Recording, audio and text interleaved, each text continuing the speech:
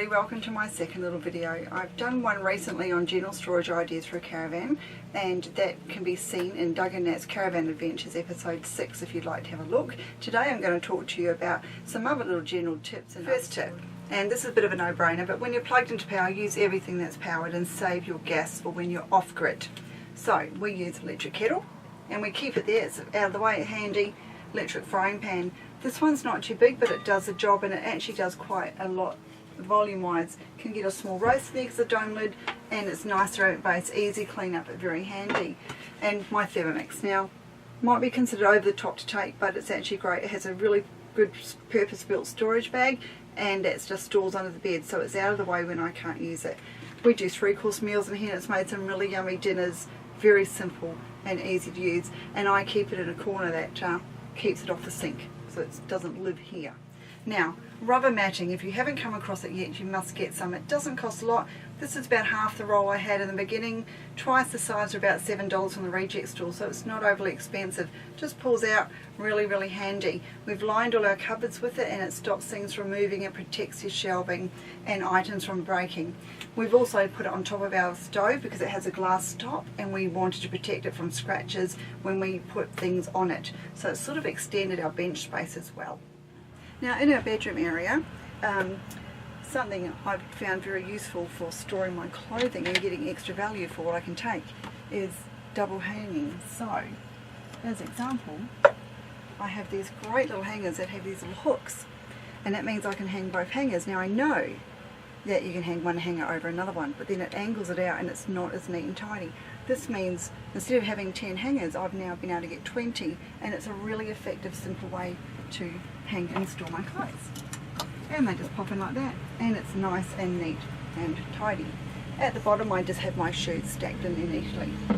Up the top I have found a basket that's worked really well for my longer sleeve t-shirts, and they're just rolled up in there. I just need to lift it out, pull out the one I want and stick it back, and you can see my hat's in there, and beside it I've just got some thicker stuff that just sits in, it doesn't actually move, so that's worked out really well. Shelf is just generalised storage things. Now, everybody has their own system for storing under the bed, and we've been caravanning now for about 10 years. There's many of you out there who've done it a lot longer and might have a better system, so please share if you do.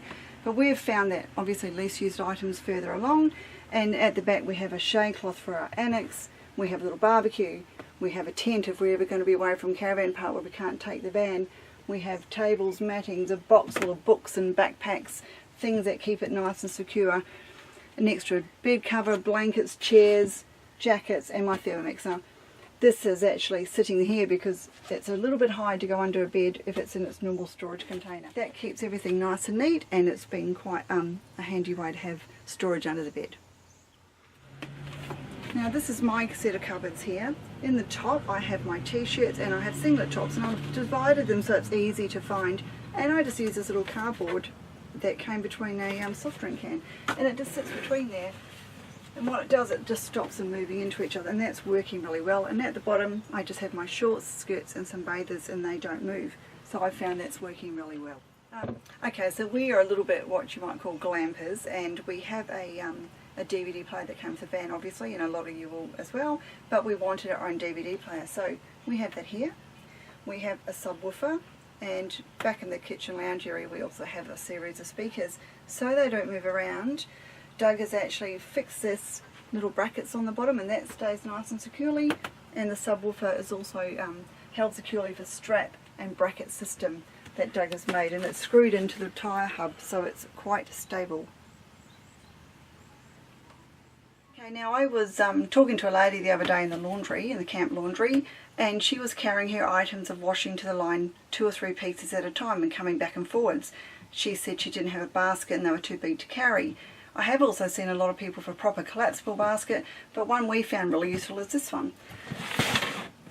This Oztrail, it does actually collapse down flat and toggles together, but we find that when it's full it's a whole load of washing. My little pig basket in the bottom.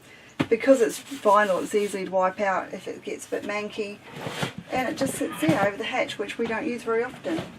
So they're really handy to have. 2 handles on each side so you can lift it simply, and when we're travelling I just stick it in the shower so it can't move around, so we basically never put it down, it's either there or in the shower for travel.